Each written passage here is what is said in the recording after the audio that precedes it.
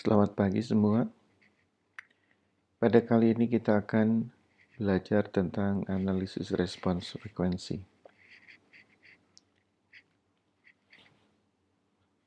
Seperti yang kita tahu bahwa sebuah proses dapat dimodelkan melalui beberapa cara. Pertama adalah dengan melalui domain waktu, di mana waktu merupakan variabel bebas dari model yang kita turunkan dari proses. Kita juga pernah belajar bahwa melalui domain Laplace kita dapat menurunkan fungsi transfer, dan kali ini kita akan belajar pemodelan atau evaluasi dari sistem proses melalui domain frekuensi.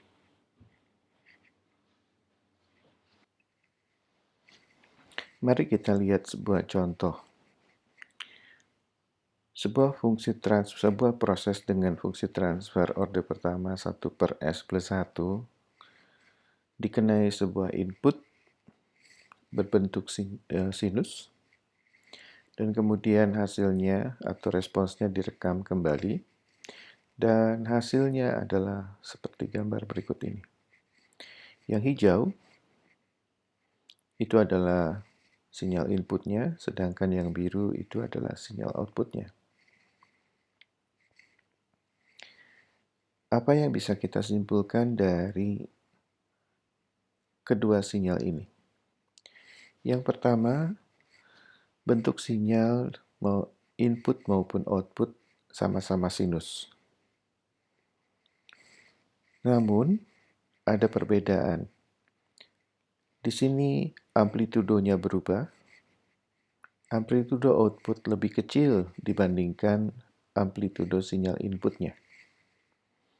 Dan kita lihat bahwa puncaknya tidak berhimpit. Puncaknya itu bergeser. Dan kita lihat bahwa puncak dari sinyal output terlambat dibandingkan dengan sinyal input. Mengapa demikian? Mari kita analisa secara matematik. Sinyal input berupa sinyal sinus dengan amplitudo A dan frekuensi omega bisa kita transformasi Laplace menjadi A omega per S kuadrat plus omega kuadrat. Dan sekarang kita ambil sebuah fungsi transfer orde pertama yang umum, yaitu Kp per tau Ps plus 1.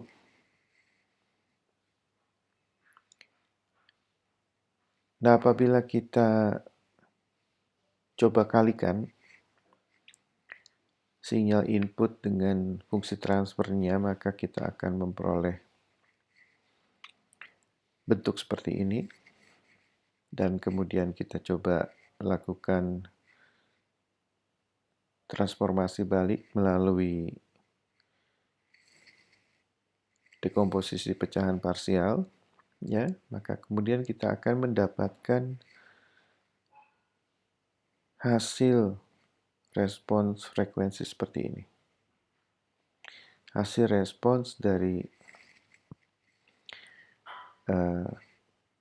fungsi transfer orde pertama dengan sinyal input seperti ini. Dan kalau kita lihat pada theta hingga, nilai dari eksponen minus T per tau P akan menuju 0. Sehingga ini akan menjadi hilang karena 0. Yang tinggal itu hanya bentuk ini dan bentuk ini, yang keduanya itu adalah sinyal trigonometri dan tidak lain dia akan berosilasi. Dengan menggunakan aturan identitas trigonometri, yaitu A cos B plus A A1 cos B plus A2 sin B sama dengan A3 sin B plus V, di mana A3 ini adalah rata-rata geometrik dari A1 dan A2, dan V ini adalah tangan minus 1 dari A1 per A2. Persamaan yang kita dapat tadi, kita bisa ubah menjadi sebuah fungsi sinus. Kembali, ya, sama seperti inputnya, tetapi dengan perbedaan di amplitudonya dan juga di frekuensinya, di mana amplitudonya ada faktor Kp per akar tau P kuadrat omega kuadrat plus 1, dan frekuensinya yang tadinya adalah omega T sekarang ada plus V. Perlu disimak beberapa hal. Pertama, respons sistem orde pertama terhadap input fungsi memiliki frekuensi yang sama, yaitu omega. Namun, amplitudo sinyal output memiliki rasio terhadap sinyal input sebagai AR, yaitu besarnya sama dengan Kp dibagi akar dari tau P kuadrat omega kuadrat plus 1. Dan juga kita lihat bahwa sinyal output memiliki keterlambatan sebesar V, dan V ini juga merupakan fungsi dari frekuensi. Bagaimana cara mudah mentransfer fungsi transfer berdomain Laplace menjadi fungsi transfer berdomain frekuensi?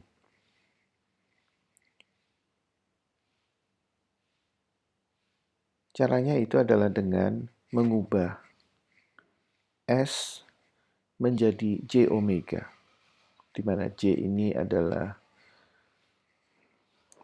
bilangan imajiner. Misalkan kita punya persamaan fungsi orde pertama, maka S dari fungsi orde pertama ini kita ubah menjadi J omega. Ya. Nah, menurut matematik, kita tidak boleh memiliki pembilang bilangan kompleks, sehingga kita biasanya kalikan dengan konjugatnya. Jadi kalau kita punya J omega tau P plus 1, kita akan kalikan dengan 1. Dalam hal ini adalah minus J omega tau P plus 1 dibagi minus J omega tau P plus 1. Hasilnya adalah seperti ini. Nanti kita akan mendapat Kp per tau P kuadrat omega kuadrat plus 1 minus J Kp omega tau P per tau P kuadrat omega kuadrat per 1. Nah, dari sini kita akan mendapatkan modulus. Modulus itu adalah besar dari bilangan kompleks ini. Yang tidak lain adalah amplitudo ratio, yaitu adalah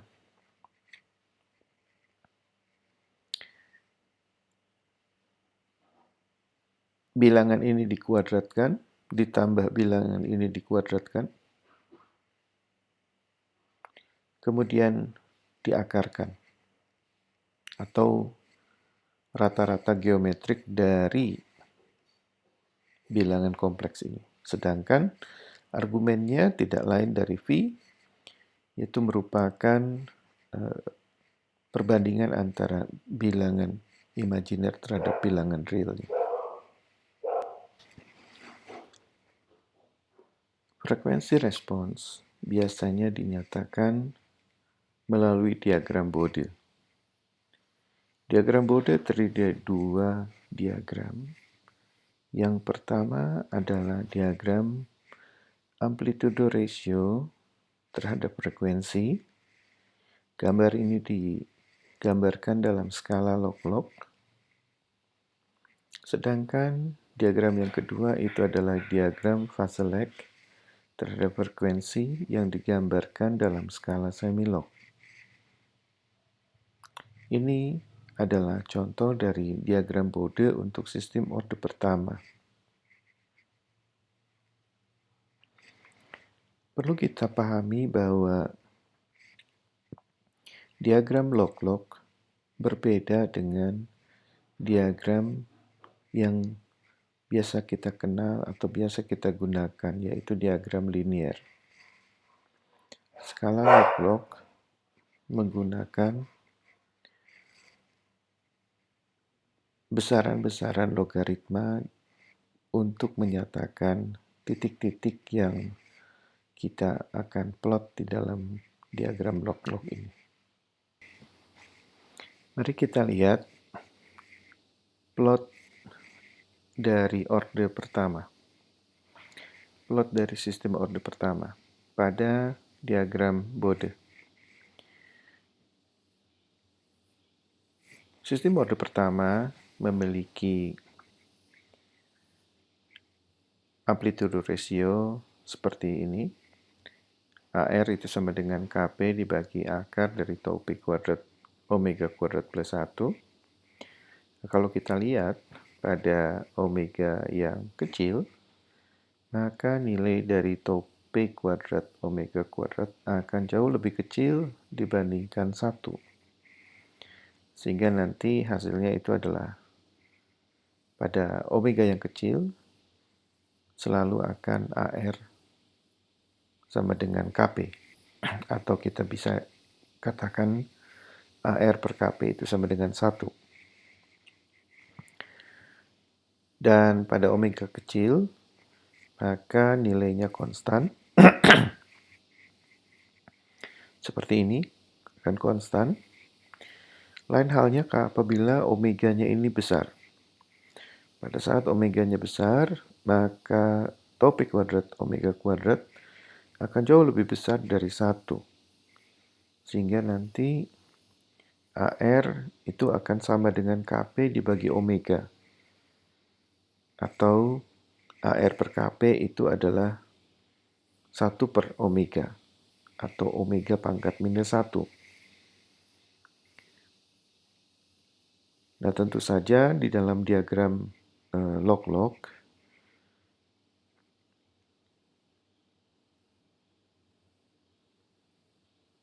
gambar dari AR per KP pada omega yang cukup besar itu merupakan garis dengan kemiringan minus 1.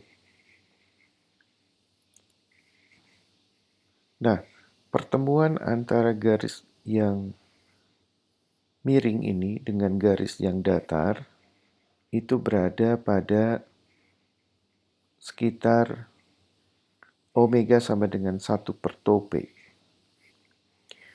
Nah, frekuensi ini biasanya disebut frekuensi sudut atau corner frekuensi. Bagaimana dengan diagram fasanya? Nah, kita tahu bahwa untuk orde pertama, fase lag itu adalah tangan minus 1 dari minus omega tau P.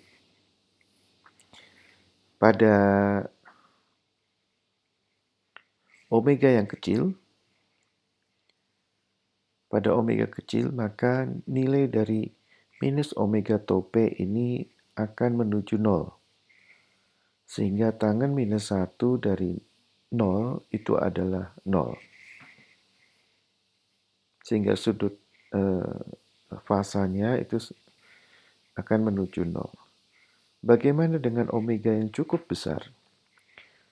Pada omega yang besar, maka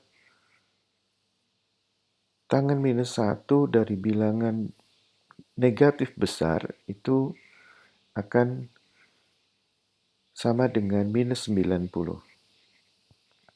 Minus 90 derajat atau setengah V dalam skala radian. Nah, pada frekuensi sudutnya atau omega sama dengan 1 per tau P, maka V itu adalah tangen minus 1 atau tidak lain sudutnya adalah minus 45 derajat.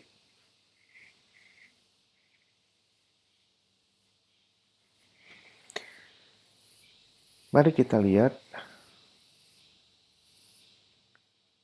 bentuk frekuensi respons dari proses pure capacitive.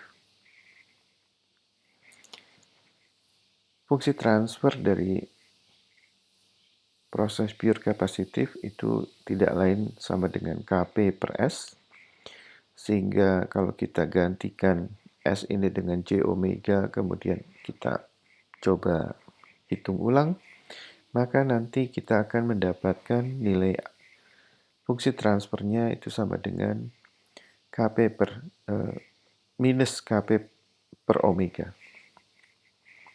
Sehingga AR-nya itu sama dengan Kp per omega dan V-nya itu adalah minus tahingga. Dan tangen minus 1 dari minus tahingga adalah minus 90. Dari gambar kita bisa lihat bahwa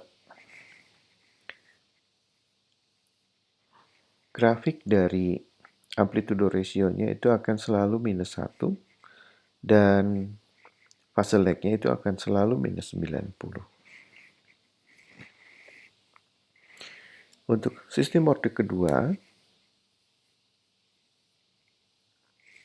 kita bisa konversikan fungsi transfer orde kedua menjadi fungsi transfer dari sistem orde kedua untuk frekuensi respons seperti ini. Cukup panjang. Namun kita lihat bahwa amplitude ratio untuk sistem orde kedua ini juga merupakan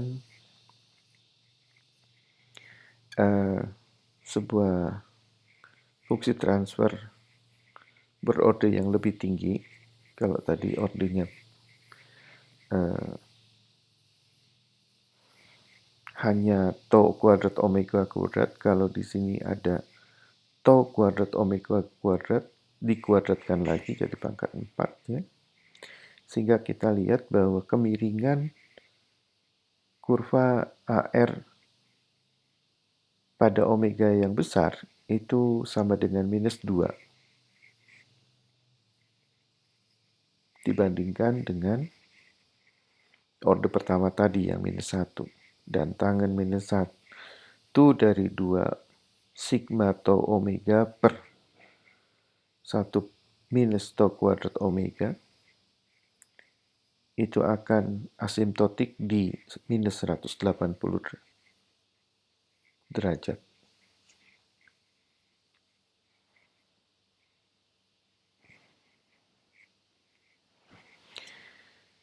Untuk dead time, fungsi transfer dead time yang sudah kita kenal itu adalah Gs sama dengan eksponen minus tau d TDS, dan apabila kita ubah ke dalam bentuk frekuensi, fungsi transfernya menjadi G J omega sama dengan eksponen minus J TD omega. Amplitude ratio dari pure dead time system ini adalah 1. Jadi konstan, dia tidak akan mengubah amplitudo. Namun, fase lag-nya itu merupakan fungsi linear terhadap omega. Sehingga apabila digambarkan di dalam fase lag diagram, dia akan selalu turun.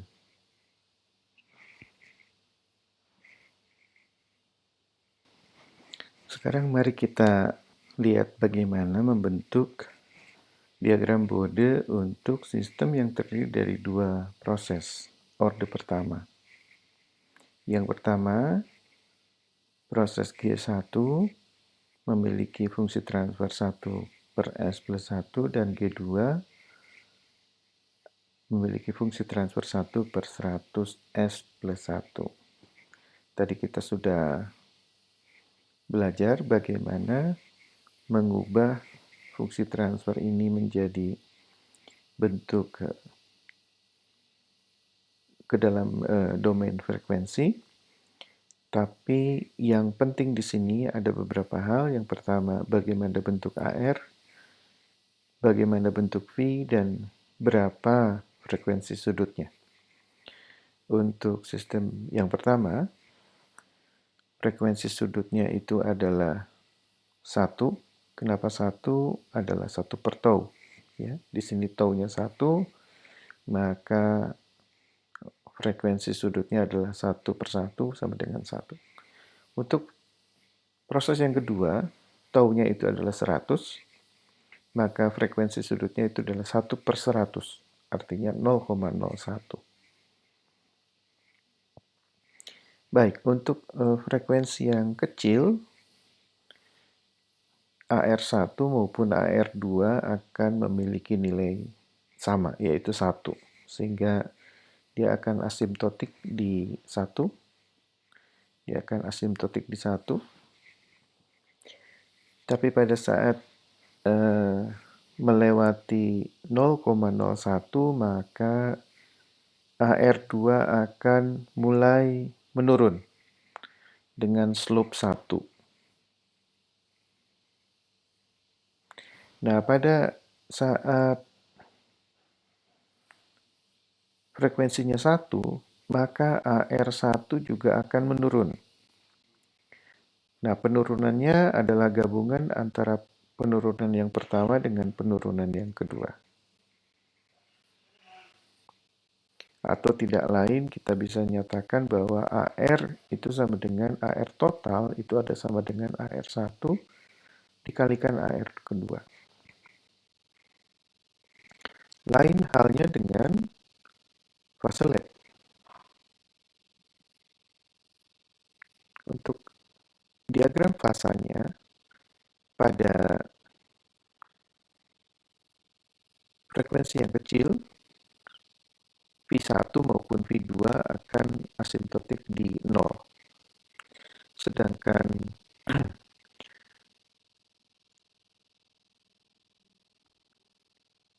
V total itu adalah V1 ditambah V2. Jadi kalau V1 totalnya sudah pernah kita bahas bahwa untuk orde pertama V maksimum adalah minus 90. Jadi kalau ada dua fungsi orde pertama, maka V-nya itu adalah pasti minus 90 ditambah minus 90 sama dengan minus 180. Di mana beloknya? Tentu beloknya itu ada di frekuensi sudut yang pertama dan frekuensi sudut yang kedua. Jadi kalau kita lihat di 0,01 dia akan 45, dan di 1 dia akan minus 135. Dia akan belok di dua tempat. Baik, kita lihat berikutnya. Untuk pengendali proporsional karena dia merupakan sebuah konstanta, maka AR dari proporsional kontrol itu sama dengan KC dan dia tidak punya sudut fasa. Untuk integral, kita lihat bahwa di sini ada 1/IS yang nanti akan mempengaruhi nilai AR, di mana AR-nya itu adalah KC dikalikan akar 1 plus 1 per omega tau I kuadrat. Di sini kita lihat pada saat omega kecil, maka AR memiliki kemiringan minus 1.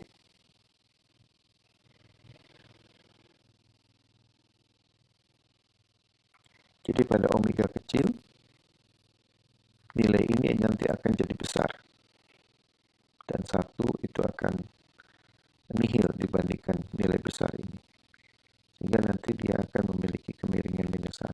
Lain halnya apabila omeganya besar. Pada saat omeganya besar, 1 perbilangan yang besar, dia akan menjadi kecil, sehingga nanti AR-nya akan konstan. Sama dengan 1. Hasilnya ini juga sama. Untuk omega yang kecil, maka fase lag-nya akan sangat besar atau -90, tetapi dia akan mengecil dengan bertambahnya omega. Jadi dia akan asimptotik ke 0 dengan bertambahnya omega. Bagaimana dengan PID, proporsional integral derivatif? Kita lihat untuk sistem yang pertama, dia punya integral dan dia punya derivatif. Bentuk AR-nya adalah seperti ini. Jadi pada saat omega besar, omega kecil, maka ini akan dominan, sedangkan ini akan sangat kecil. Maka AR-nya didominasi oleh integral, dia memiliki kemiringan -1. Nah, pada saat omega besar, ini akan dominan dibandingkan ini, maka dia akan punya kemiringan +1. Nah, V-nya juga sama. Kalau tadi dia mulai dengan -90 karena ada efek integral. Nah, pada saat omega besar, ini akan membesar dan positif, maka dia akan menuju ke nilai V sama dengan 90. Nah, silakan Anda latihan. Bagaimana kalau kita mau menghitung AR